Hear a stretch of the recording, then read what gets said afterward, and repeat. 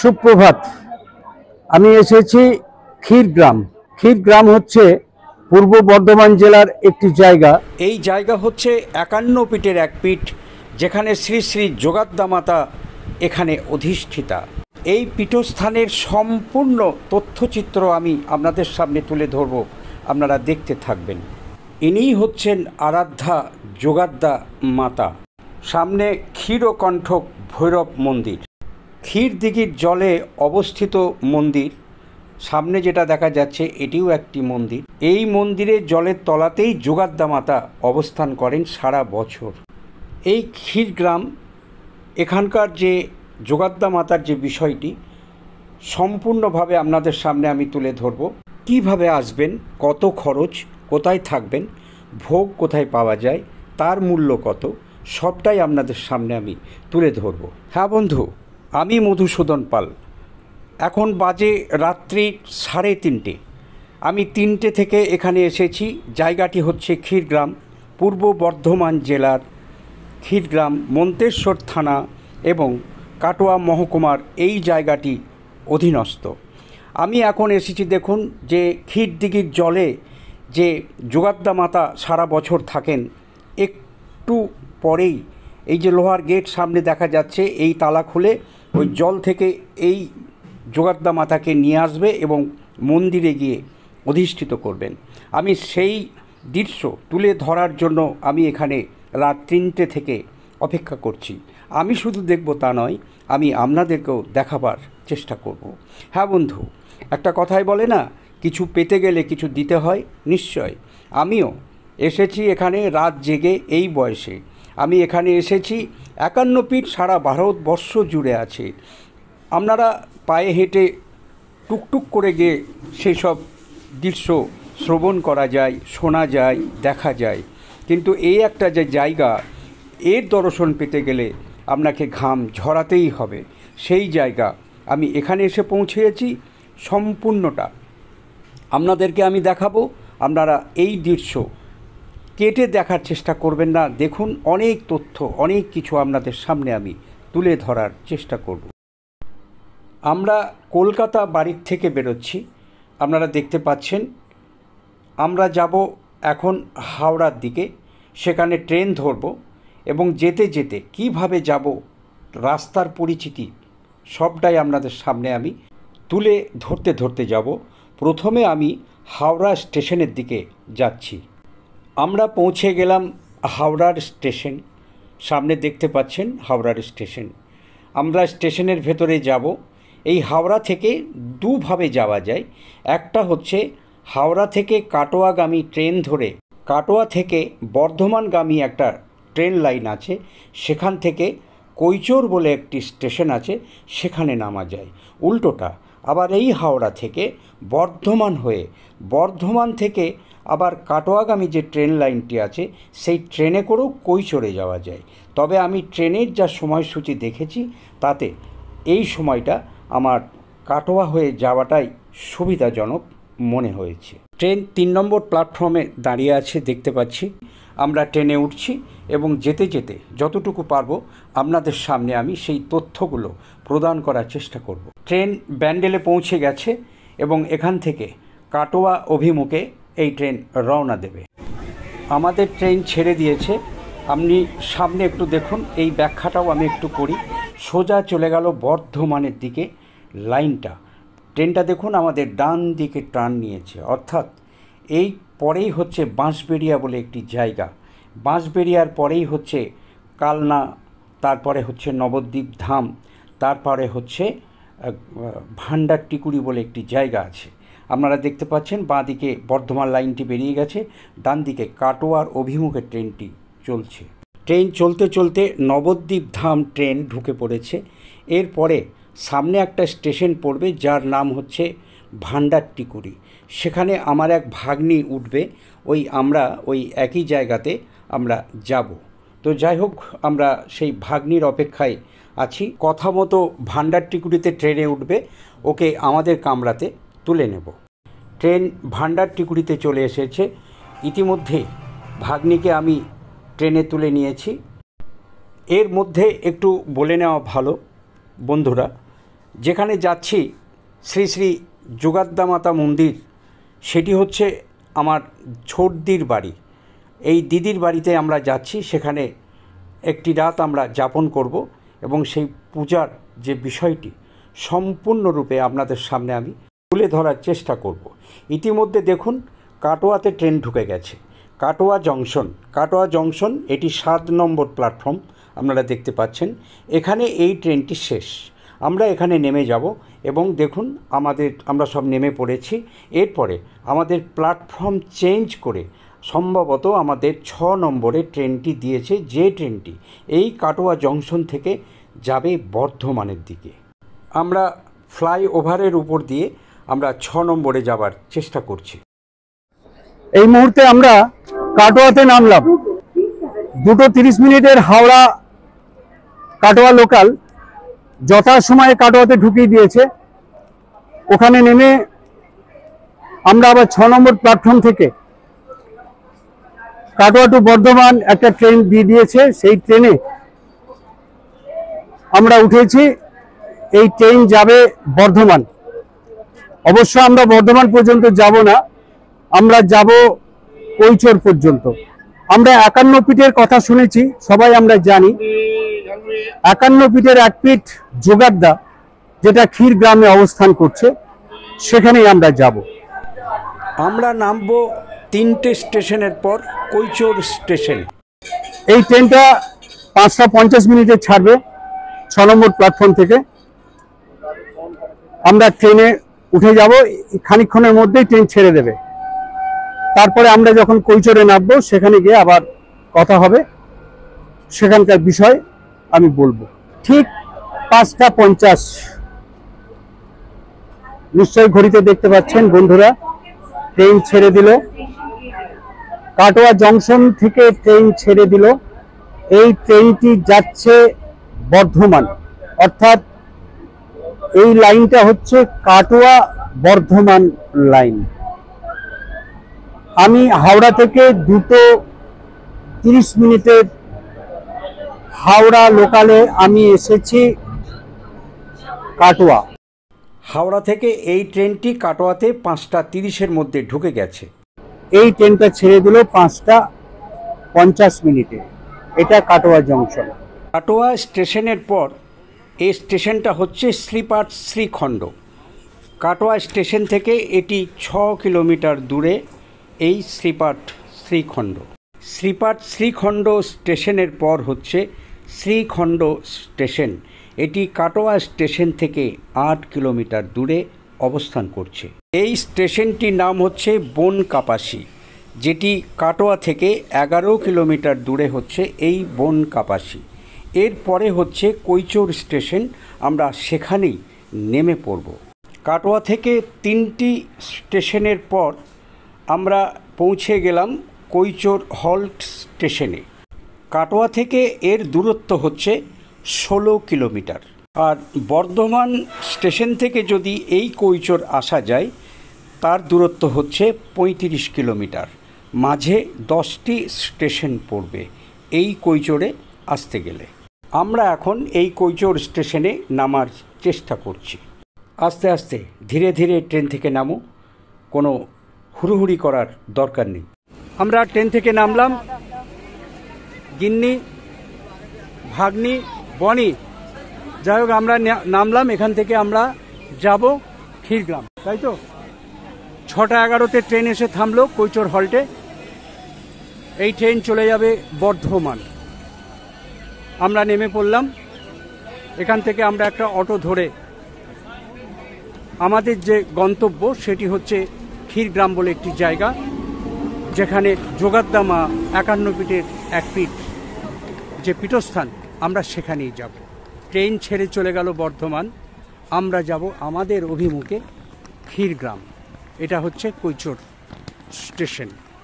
তো কৈচোর স্টেশনের ছবিটা আমি একটু আপনাদের সামনে দেখাবার চেষ্টা করছি। এই যে ট্রেন লাইন, এটা একটা সময় ছিল ন্যারো গেজ বা ছোট লাইন বলা হতো। এখন সেটা বড় লাইনে রূপান্তরিত হয়েছে, অর্থাৎ যেটাকে বলা হয় ব্রড গেজ।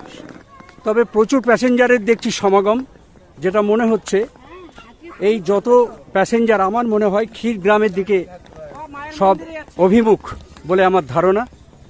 আমরাও সেই যাত্রী। দেখি একটা কি পাওয়া যায়, কোনো একটা টোটো বা অটো ধরে আমরা ক্ষীরগ্রাম পৌঁছাবো এবং পৌঁছে সেখানে আবার কথা হবে। আমরা অটো স্ট্যান্ডে চলে এসেছি। দেখুন এখানে প্রচুর অটো লেগে আছে। ক্ষীরগাঁ যাওয়ার জন্য কোনো রকম কোনো অসুবিধা নেই। 20 টাকা করে হাঁকছে ভাইরা। একটু দরদাম করলে হয়তো 15 টাকাতেও চলে যাবে বলে আমার ধারণা। কই রে ভাই, আমার ড্রাইভার সাহেব কোথায় গেল? তোমার অটো কই? চলো। ওই যে রেল স্টেশন পাশ থেকে একটা রাস্তা নেমে গেছে, সোজা এসে অটো স্ট্যান্ড। তুমি অটো ভাই? তোমার নাম কি? তোমার ফোন নাম্বার আছে? বলো একটু। 62 97 53 76 34। আর একবার বলো। 62 97 53 76 34। বেশ। ভাড়া তাহলে কত নেবে পার হেড? 15 টাকা করে নেবে তো? চলো পৌঁছে যাও। এখান থেকে কত কিলোমিটার রাস্তা? 4 কিলোমিটার। 6 কিলোমিটার। 6 কিলোমিটার হবে না, মিথ্যা বলবো না। কিন্তু তাই চলো। ওই যে সামনে কৈচর রেল স্টেশন, ঠিক প্ল্যাটফর্মের পাশেই হচ্ছে এই রাস্তা। আমরা অটো করে যাচ্ছি ক্ষীরগ্রাম। অটো চলছে, সামনে বাঁদিকে রেল লাইনের তলা দিয়ে অটোটা চলে যাবে। ডান দিকে দেখুন এই রাস্তাটা চলে গেল কাটোয়া বর্ধমান রোড। ডান দিকে একটুখানি গেলেই সেই রোডটা পড়বে। আমরা বাঁ দিকে টার্ন নিলাম, এই বাঁ দিকে স্টেশনটা পড়ে রইল। আমরা যাব সোজা। সোজা কথার অর্থ হচ্ছে আমরা যাব ক্ষীরগ্রাম। এই রোডের নাম হচ্ছে কৈচর ক্ষীরগ্রাম রোড। যাই হোক, এখানে বাস সার্ভিসও আছে, এখানে বাস পাওয়া যায়। যাক, আমরা এই রোডে যাচ্ছি। রোডটি এখন বেশ ভালো করেছে দেখছি, নতুন করে সব পিচ ঢালাই করেছে, খুব সুন্দর এখন রাস্তা হয়েছে। যাই হোক, আমরা 4 জন আছি। অটো ভাড়া পার হেড 15 টাকা করে লাগলো বা লাগবে। এই 60 টাকা আমরা মোটামুটি 6 কিলোমিটার রাস্তা পাড়ি দেব। তো আমিও বসে আছি, আমার ভাগ্নি, আমার গিন্নি সরস্বতী এবং বনি। আপনারা দেখছেন সেই বহু প্রতীক্ষিত দেবী যোগাদ্দা মাতা মায়ের বাড়ি ক্ষীরগ্রাম, থানা মঙ্গলকোট, পূর্ব বর্ধমান। সুপ্রভাত। আমি এসেছি ক্ষীরগ্রাম। ক্ষীরগ্রাম হচ্ছে পূর্ব বর্ধমান জেলার একটি জায়গা। এটি মঙ্গলকোট থানার অন্তর্গত এবং কাটোয়া মহকুমার অধীনস্থ। তো ক্ষীরগ্রাম কোথায় সেটা তো বললাম, কিন্তু আমি যে দেখাচ্ছি মন্দিরটা, এটি হচ্ছে 51 পীঠের এক পীঠ, শ্রী শ্রী যোগাদ্দা মাতার মন্দির। পৌরাণিক কাহিনী মতে দক্ষ যজ্ঞে সতীর দেহত্যাগ করলে মহাদেব মৃতদেহ স্কন্ধে নিয়ে উন্মুক্তভাবে নৃত্য করতে থাকেন। বিষ্ণু সেই দেহ চক্রাধার ছেদন করেন। সতীর মৃতদেহের খণ্ডাংশ 51টি স্থানে পতিত হয়। এই 51টি স্থান দেবীর পীঠস্থান নামে পরিচিত। একটি অংশ এই ক্ষীরগ্রামে এক সতীপীঠ হিসাবে অধিষ্ঠিতা। দেবীর ডান পায়ের বুড়ো আঙুল এখানে পড়েছিল বলে কথিত আছে। এই যোগাদ্দা মাতা মন্দিরের যেমন একটা পৌরাণিক কাহিনী আছে, সেটা তো আমি নিশ্চয় বলছি। তার সাথে আপনাদের সামনে আমি এই যোগাদ্দা মাতা বা মায়ের বাড়ি যেটা বলা হয়, সেইটা আমি আমার ক্যামেরার সাহায্যে একটু ঘুরিয়ে দেখানোর চেষ্টা করছি। আপনারা যেমন দেখতে থাকবেন, আমিও কিছু পৌরাণিক যে গল্প গাথা আছে সেটি আমি বলার চেষ্টা করছি। শোনা যায় একদা হরিদত্ত নামে এক রাজার সন্নিকট দেবীর আগমনে শুরু হয় এই পূজা। সপ্তাহব্যাপী মহা ধুমধামের মধ্যে দিয়ে চলে, কিন্তু অত্যাশ্চর্য ঘটনাটি হলো পূজা হতো নরবলি দিয়ে। রাজা সমস্ত পরিবারের জন্য নিয়ম চালু করেন। বলি নর প্রত্যেক পরিবারের একজন সদস্যর প্রতি পূজায় সেই নরবলি হতো। স্বভাবত শোকচ্ছায়া নেমে আসে প্রজাবর্গের মধ্যে। নিয়ম অনুসারে একদিন পূজারী ব্রাহ্মণের পালা পড়ে। ভয়ে সেই পরিবার গ্রাম ছেড়ে পালাবার চেষ্টা করে। যখন সে পালাচ্ছিল, ছদ্মবেশী দেবী তার রাস্তা আটকিয়ে বলছে, যে ভয়ে পালাও তুমি, সেই মা যোগাদ্দা আমি, তোমরা বাড়ি ফিরে যাও। তারপর থেকে নরবলি রদ হয়ে যায়। তারপর থেকে নতুন করে শুরু হয়ে যায় মহিষ বলি, যা এখনও সেই পরম্পরা প্রথা চলছে। চলুন বন্ধুরা, আমি এবারে দেখাবো এই যোগাদ্দা মায়ের যে মন্দির, আদি মন্দির যেটি, সেই গর্ভগৃহ, সেটা আমি আপনাদের সামনে দেখাবো। চলুন আমরা ধীরে ধীরে গর্ভগৃহে প্রবেশ করি। যতটুকু জানতে পেরেছি, আমি পারমিশন নিয়েছি যে ভেতরে কোনো ছবি তোলা যাবে কি না। ওনারা বলেছেন আজকের দিনের জন্য ছাড় আছে, আপনারা তুলতে পারেন, তবে কোনো মানুষের যেন কোনো অসুবিধা না হয়। যাই হোক, আমি যে ক্যামেরাতে দেখাচ্ছি দেখুন, এইটি হচ্ছে নাট মন্দির। মেইন যে গর্ভগৃহ তার সামনে হচ্ছে এইটি হচ্ছে নাট মন্দির। দেখুন, নাট মন্দিরের সামনে এই হচ্ছে গর্ভগৃহ। আমি ভেতরে ঢোকার চেষ্টা করছি এবং ভেতরে আমি পুরোপুরি সেখানকার যে ছবিটা আমি দেখাবো। দেখুন, এই যে গম্বুজের মতো যেটা গোল আকৃতি যেটা হয়ে আছে, সেটা কাঁচের এটা রূপ দেওয়া আছে, বিভিন্ন রকম কাঁচ, রঙিন কাঁচ দিয়ে এর কারুকার্য ফুটিয়ে তোলা আছে, যেটি আগে ছিল না। এটা মানে কয়েক বছর হলো এটাকে সুসজ্জিত করা হয়েছে। চলুন এবারে আমরা আস্তে আস্তে ভেতরে প্রবেশ করব। তার আগে আপনারা আরেকটি দৃশ্য দেখুন। একটি খাট পাতা আছে যেখানে মা যোগাদ্দা শয়ন করেন। এই স্থানটির নাম হলো প্রবেশ মণ্ডপ, তারপরে রয়েছে গর্ভগৃহ। হ্যাঁ বন্ধু, দেখুন সামনে হচ্ছে, এটিই হচ্ছে গর্ভগৃহ। এই মন্দিরে কোনো রকম কোনো বিগ্রহ নেই। আপনি দেখুন, এই যে একটা গোল মতো যেটা দেওয়া দেখতে পাচ্ছেন, এটি হচ্ছে সুড়ঙ্গ। কথিত এখান থেকেই কিনা মা যোগাদ্দা এই পাতাল থেকে মর্তে এসেছিলেন। তো যাই হোক, দেওয়ালে যেটা একটা সিঁদুর বা লাল রঙের যে আকৃতি দেখা যাচ্ছে, এটাই হচ্ছে মা যোগাদ্দা চিত্ররূপী। এখানে কোনো বিগ্রহ নেই। এখানেই প্রতিনিয়ত এখানে 3 বেলা করে পুজো হয়। এখানেও পাঁঠা বলি হয়, এখানে ভোগ আরতি হয়, এখানে ভোগ বিতরণ হয়। এটিই হচ্ছে আদি যোগাদ্দা মায়ের মন্দির। স্থানীয় ভাষায় এই মন্দিরকে বলা হয় মায়ের বাড়ি। আমি এখন কথা বলবো এই যোগাদ্দা মাতার মন্দিরের যিনি পুরোহিত দেবাশিস চক্রবর্তী মহাশয়, ওনার মুখ থেকে কিছু কথা শুনুন। শুভ সন্ধ্যা। আপনি এখানকার পুরোহিত, আপনার নামটা একটু বলুন। আমার দেবাশিস চক্রবর্তী। আপনি এই মন্দিরের পুরোহিত। মন্দিরটা কি আপনি একটু উল্লেখ করুন। মন্দিরটা দেখছেন, এই সুড়ঙ্গটা মহিলা বোনকে বধ করে হনুমান ভদ্রাকালী ঘটকে মস্তকে নিয়ে রামকে লক্ষ্মণকে দুষ্কন্দে নিয়ে পাতাল থেকে উঠেছিলেন। তখন ভদ্রাকালী পুজো হতেন। তারপর যখন সতী ডান পায়ে বুড়ামুড়ি এখানে পড়ে, তখন মা বলেছিল এখানে গ্রামে আমি দুর্গার উপরে স্থাপিত হব। সেই থেকে মা দুর্গা। এবার 31শে বৈশাখ আমাদের মহাপুজো হয়। এখানে কি ভোগ পাওয়া যায়? ভোগ পাওয়া যায়, আমিষ ভোগ। আমিষ ভোগ। এটা কি টাকা পয়সা কি? 50 টাকা। কখন নাম লেখাতে হয়? সকাল 10টার সময় নাম লিখিয়ে দেয়। সকাল 10টার সময় নাম লেখালে এখানে দুপুরবেলা ভোগ পাওয়া যায়। এখানে এই যে মা যে ওঠেন জল থেকে, সেটা কোন তিথিতে? 31শে বৈশাখ। আচ্ছা, কোনো তিথিসের কিছু নেই। 31শে বৈশাখ ভোরবেলায় উঠবে, মানে 30 থেকে ভোরবেলা মা উঠবে। মানে জল থেকে ওঠে। ওটা কোথায় প্রতিষ্ঠিত? ওইখানেই মায়ের রাস্তা থাকে, মন্দির আছে ছোট্ট পাড়া। হ্যাঁ, ওইখানে মাকে স্থাপনা করা। ওইখানেই পূজার্চা নেবে। তারপর আবার জলে যাবেন কবে? আবার 31শে বৈশাখ, মানে ও ওই দিনকে? হ্যাঁ, ওই দিন ভোর 4টায় চলে যাবে। 4টায়। আচ্ছা, আমি বলুন, মা জলেই বা রাখা হয় কেন বা তোলা হয় কেন? এবার বলেছিল কষ্টি পাথরের জন্য মাকে জল রাখা, কিংবা সে খালা পাহাড় এসেছিল তার জন্য এখান থেকে মাকে নিয়ে গিয়ে জলে রেখেছিল। মা তখন আগে এখানে স্থাপনা ছিলেন। আচ্ছা, আচ্ছা, এই মন্দিরটা 51 ফিটের 1 ফিট আমি শুনেছি। যোগাদ্দা মা, তাই তো? ওই জন্য গ্রামে আপনার আশ্বিন মাসে মা দুর্গা আসেন না। আশ্বিন মাসে মা দুর্গা আসেন না। আসেন।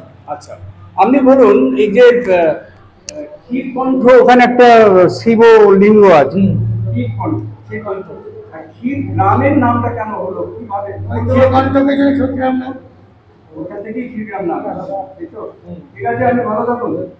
আপনার নামটা আরেকবার বলবেন। দেবাশিস চক্রবর্তী। আপনার কি ফোন নাম্বার আছে? আছে। নাম্বারটা বলুন, জোরে জোরে বলুন। 97 34206912।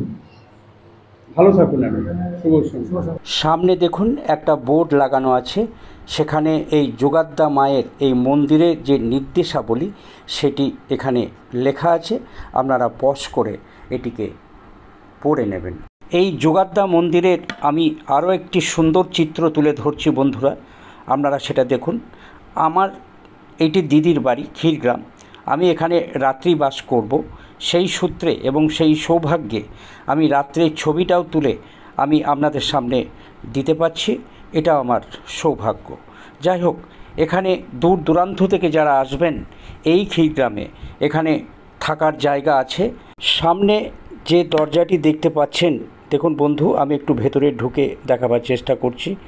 দেখুন, বিশাল একটা হল ঘর, যেখানে প্রত্যেক মানুষ এখানে যারা আসেন তারা এখানে মানে ফ্রি অফ কস্ট, কোনো টাকা পয়সা লাগে না, এখানে এসে তারা রাত্রি যাপন করে।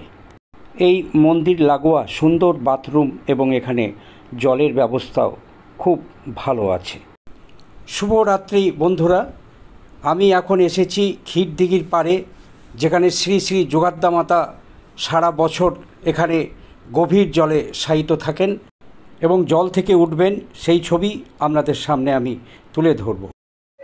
এখন আমি শিবরাত্রি বলবো এই কারণে, এখন বাজে রাত্রি 3:30।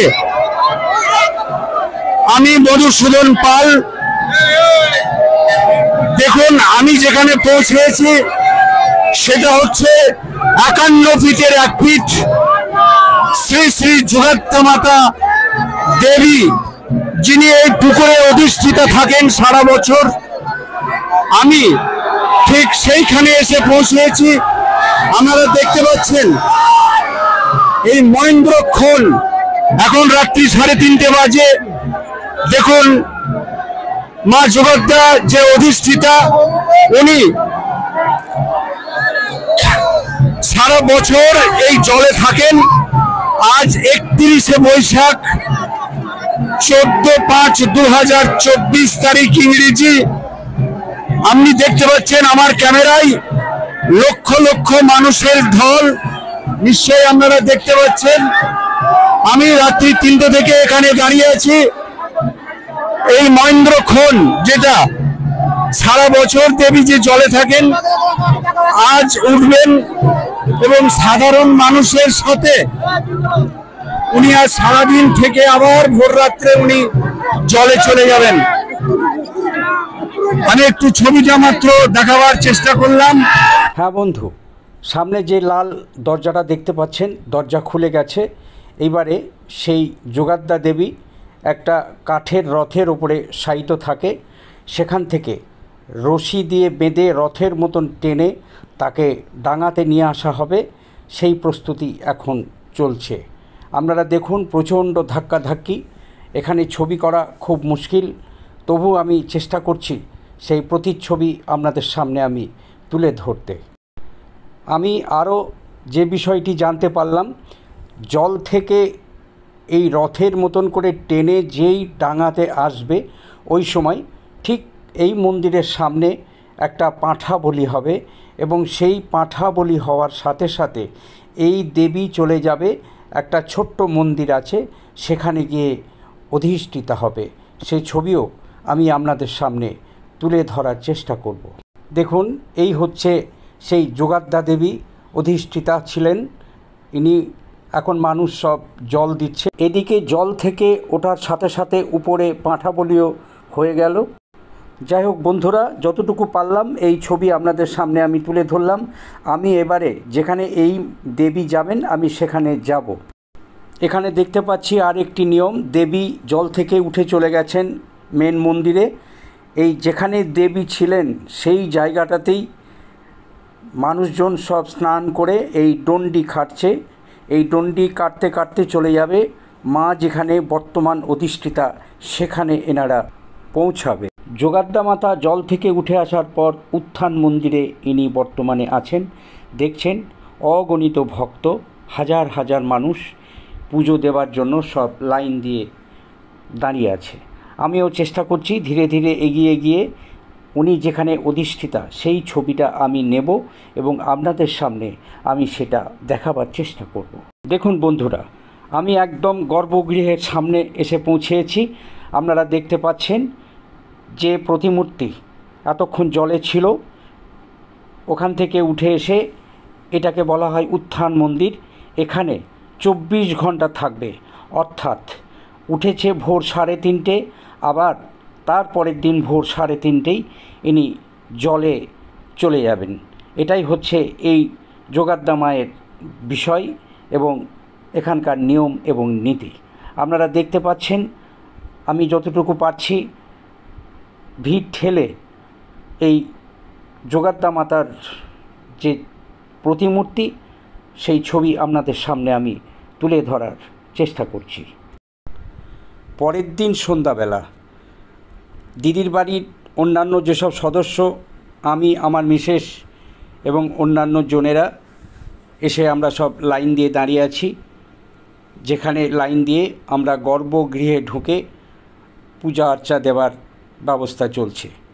ইতিমধ্যেই আমরা গর্ভগৃহে ঢুকে পড়েছি। দেখুন সেই মাতৃরূপ, ওই যে অদূরে দাঁড়িয়ে আছে আমার গিন্নি, সব আস্তে আস্তে ঢুকছে এবং বাড়ির অন্যান্য যেসব সদস্যরা আছে তারাও সব একে একে পুজো দিচ্ছে।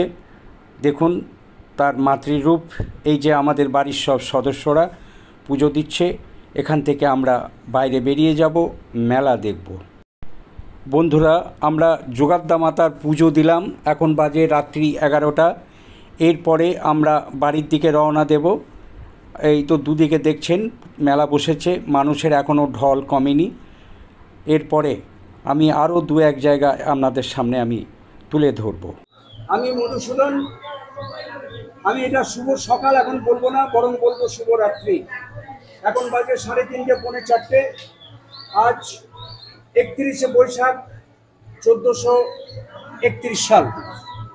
ইংরেজি যদি বলি সেই তারিখটা হচ্ছে 14 তারিখ, আজকে মে মাসের, অর্থাৎ 14/5/2024। আমি এসে পৌঁছেছি ক্ষীরগ্রাম, যেখানে দেবী অধিষ্ঠিতা আছেন মা যোগাদ্দা। ক্ষীরদিঘির একদম জলের মধ্যে যে মন্দির, সেই মন্দিরে যে মা অধিষ্ঠিতা সেই ছবি আপনারা দেখতে পাচ্ছেন। আমি এখন কথা বলছি এই মন্দিরের একজন অধিকর্তায় আমি বলবো, তবু আমি পরিচয়টা নেব না। আপনি একটু নাম। নমস্কার, আমার নাম হচ্ছে শ্রী অঞ্জন কুমার সামন্ত। পূর্ব বর্ধমান জেলায় যে 4টি সতীপীঠ আছে তার মধ্যে ক্ষীরগ্রাম অন্যতম। ক্ষীরগ্রামে 2টি ইতিহাস। এক হচ্ছে সত্যযুগে মায়ের ডান পায়ে বুড়ো আঙুল পড়েছিল এই পুকুরে, আপনার পাশেই যে পুকুরটি রয়েছে। আর তেতায় যখন রাম এবং রাবণের যুদ্ধ হয়েছিল তখন মহিরাবণের ঘর থেকে হনুমান মাকে এনে প্রতিষ্ঠা করে। ইনি ছিলেন মহিরাবণের আরাধ্য দেবী ভদ্রকালী।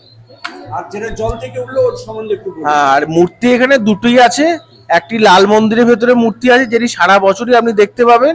এটা মনে করা হয় পুরনো মূর্তি, পুকুর সংস্কারকালে পাওয়া গেছে। এটা নির্মাণকাল আমরা যা বুঝতে পেরেছি ফরেন্সিক টেস্ট করে 11 শতক 11th সেঞ্চুরি মূর্তি। তার মানে কত বছর? মোটামুটি 900-1000 বছর। হ্যাঁ, মূর্তি এইবার কোনো এক কারণে মুসলিম পিরিয়ডে বা অন্য কোনো বৈদেশিক আক্রমণের জন্য এটা রক্ষা করার জন্য জলে ফেলে দেওয়া হয়। পরবর্তীকালে এটা পাওয়া যায় না। তখন বর্ধমান মহারাজা পাশে যে মূর্তিটা জলের নিচে থাকে ওটা মোটামুটি 140 থেকে 150 বছর আগে নবীনচন্দ্র ভাস্করকে দিয়ে এই লাল মন্দিরের মূর্তির অনুকরণে তৈরি করেছিলেন। তারপর 2027 সালে মানে ওই সাদা মন্দিরের মূর্তিটাও বারবার চুরি হয়ে যাচ্ছিল পুকুরের তলা থেকে। তখন কোনো মন্দির ছিল না এবং সেই জন্য কিছু লোক মনে করে যারা মন্দির করা দরকার এবং পুকুর সংস্কার করে মাটি কাটতে কাটতে পুরনো মূর্তিটি আমাদের হাতে চলে আসে। এখন 2টো মূর্তিই পুজো হয়। ধন্যবাদ আপনাকে। আপনার নামটা একটু বলবেন? আমার নাম অঞ্জন সামন্ত। আপনি প্লিজ যদি একটু ফোন নাম্বারটা বলেন। এখানে আমাদের ফোন নাম্বার হচ্ছে 9735832923। এছাড়াও যোগাদ্দা মায়ের নিজস্ব একটি ওয়েবসাইট আছে www.jogaddama.com, সেখানেও যোগাযোগ করতে পারে। আমি অবশ্যই দূর দূরান্ত থেকে সবাই এখানে গেস্ট হাউস আছে, থাকার ব্যবস্থা আছে, 12 মাস 365 দিন ভোগের ব্যবস্থা আছে। 10:30টার মধ্যে মানে ওই নাম্বারেও ফোন করে নাম লেখাতে পারেন। ওই যে পিলারের ডেসক্রিপশনে দিয়ে দেবেন ফোন নাম্বার। মধুসূদন পাল, আমার একটা ইউটিউব চ্যানেল আছে মধুসূদন পাল। সকলকে আমি বলবো এই দেবী যে অধিষ্ঠিতার যে ছবি আপনাদের সামনে তুলে ধরলাম আপনারা দেখার চেষ্টা করুন। এই লাল মন্দির অর্থাৎ যেটাকে বলা হচ্ছে যোগাদ্দা মাতার পুরনো মন্দির, যেটি দিঘির জলের ওপরে যোগাদ্দা মা অধিষ্ঠিতা। সেখানে দেখুন মাছেদের কোলাহল। ছবিটা একটু দেখে নিন। যোগাদ্দা মাতার দ্বিতীয় মূর্তিটি তৈরি করেছিলেন দাঁইহাটের নবীনচন্দ্র ভাস্কর মহাশয়। আপনারা দেখছেন তার প্রতিমূর্তি। আপনারা দেখছেন ভৈরব ক্ষীরকণ্ঠক মন্দির। দেখুন ফলকে সেই কথাই লেখা আছে। তো যাই হোক বন্ধু, এই ক্ষীরকণ্ঠক যে মন্দিরটি, এটিও আমি যেমন দেখব, আপনাদের সামনেও আমি এটা দেখাবার চেষ্টা করব।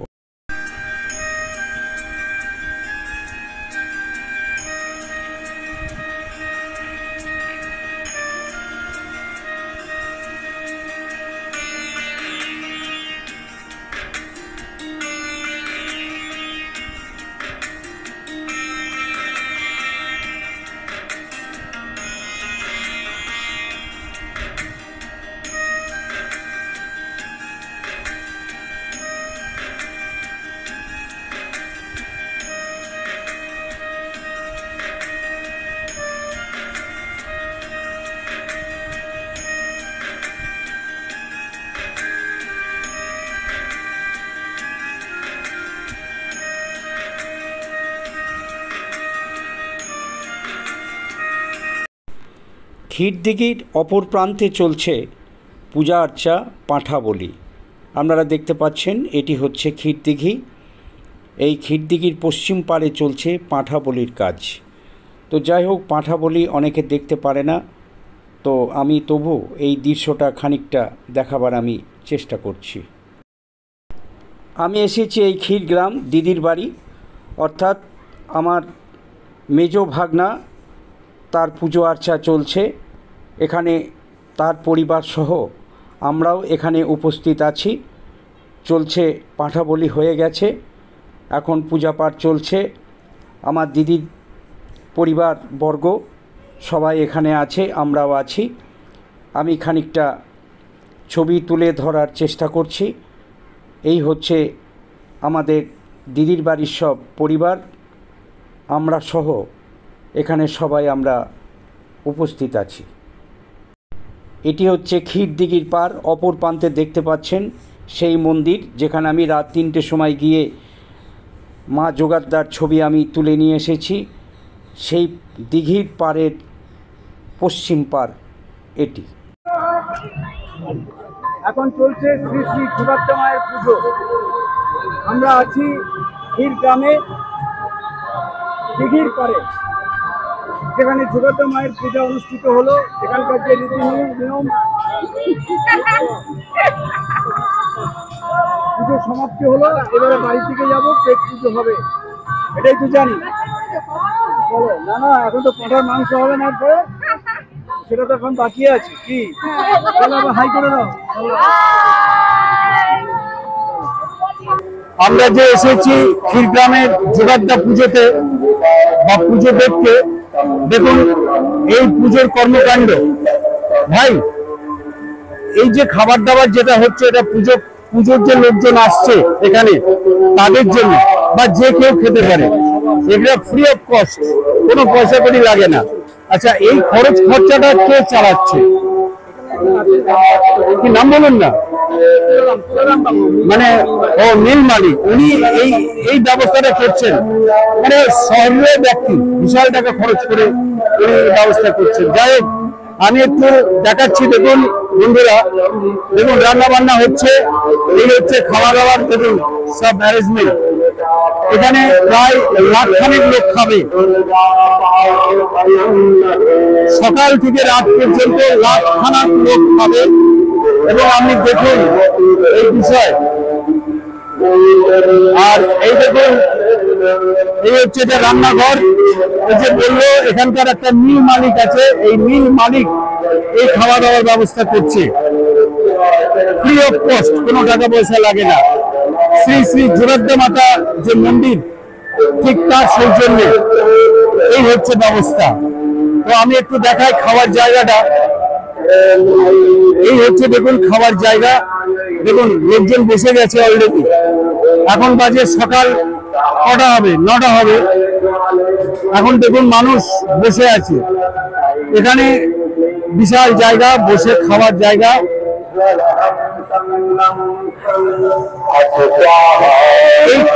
এখানকার এই খেতে কোনো টাকা পয়সা লাগে না। এখানকার যে বিষয় দেখতে পাচ্ছেন, ভাব হয়ে গেছে দেখুন। হ্যাঁ বন্ধু, আপনারা দেখলেন ক্ষীর দিঘির পাড়ে এই রান্না বান্না খাওয়া দাওয়া চলছে। এখানে আগত দর্শনার্থী যারা আছে বা আসেন, বিভিন্ন দূর দূরান্ত থেকে এখানে আসেন। এখানে যেমন মন্দির কর্তৃপক্ষ থাকার জায়গা আছে এবং ফ্রি অফ কস্টে এখানে খাওয়া দাওয়ারও ব্যবস্থা আছে 3 বেলা। তো যাই হোক, এই দেখলেন আপনারা এই কর্মকাণ্ড। আমরা এসেছি ধামাচের পাড় বলে খ্যাত। এটি ক্ষীরগ্রাম, শ্রী শ্রী যোগাদ্দা মাতার মন্দির যেখানে অবস্থান করছে। এটাও সেই যোগাদ্দা মাতার একটা স্থান। কথিত আছে এখানে যোগাদ্দা মাতা শাঁখা পড়েছিল এক শাঁখারির সাথে। এই হচ্ছে সেই ধামাচে দিঘি বা পুকুর, যাই বলি না কেন। এই লম্বা হচ্ছে অন্তত 3 কিলোমিটার তো হবেই হবে। তো মোটামুটি এই বিশাল একটা জলাশয়, এটাকে ধামাচের পাড় বলে খ্যাত। আমরা ক্ষীরগ্রাম এসেছি। ক্ষীরগ্রাম হচ্ছে পূর্ব বর্ধমান জেলার একটা গ্রাম এবং থানা মঙ্গলকোট, কাটোয়া মহকুমার অঞ্চলে পড়ে এই ক্ষীরগ্রাম। তো আমরা এসেছি ক্ষীরগ্রামের পুজো দেখতে। আমার দিদির বাড়ি এখানে, তাই মনে হলো অনেক দিন আসেনি, এই ধামাচের পাড় চলো একটু ঘুরে আসি। এলাম। এখানেই মা যোগাদ্দা একটা সময় কিনা কথিত আছে, পৌরাণিক কথা, এখানে শাঁখা পড়েছিল। তার গল্প আছে, আমি পরবর্তীকালে সবটাই ব্যাখ্যা করব। তো যাই হোক, এই হচ্ছে ধামাচের পাড় বা দিঘি। এখন চলছে যোগাদ্দা মায়ের বাড়িতে পাঁঠা বলির কর্মকাণ্ড। আপনারা দেখছেন সেই দৃশ্য। যদিও আমি পাঁঠা বলি অর্থাৎ পাঁঠার যে চোট সেটা আমি দেখাচ্ছি না। তো এখানে শত শত নয়, হাজার হাজার পাঁঠা বলি এই যোগাদ্দা পূজা বিষয়ে অনুষ্ঠিত হয়ে চলে।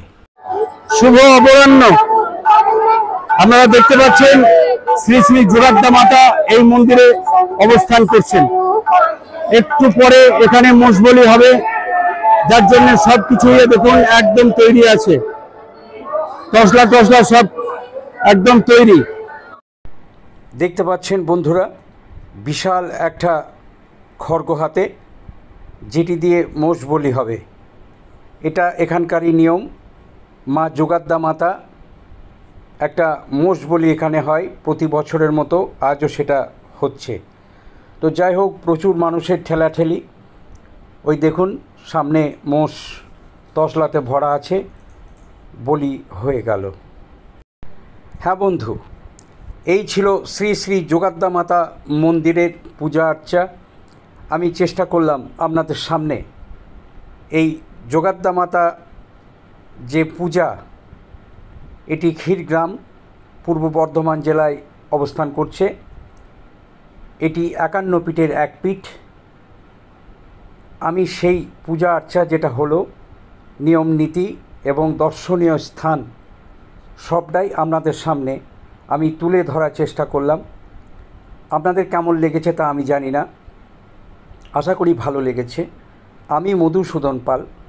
আমার একটা ইউটিউব চ্যানেলও আছে যার নাম মধুসূদন পাল। এই 51 পীঠের এক পীঠ বিষয়ে আপনাদের যদি কোনো প্রশ্ন থেকে থাকে তা আপনারা কমেন্টের মাধ্যমে আপনারা তা বলবেন, আমি তার যথাযথ উত্তর দেওয়ার চেষ্টা করব। আপনারা লাইক, শেয়ার এবং সাবস্ক্রাইব করে আমার পাশে থাকবেন। সকলে ভালো থাকবেন, সুস্থ থাকবেন।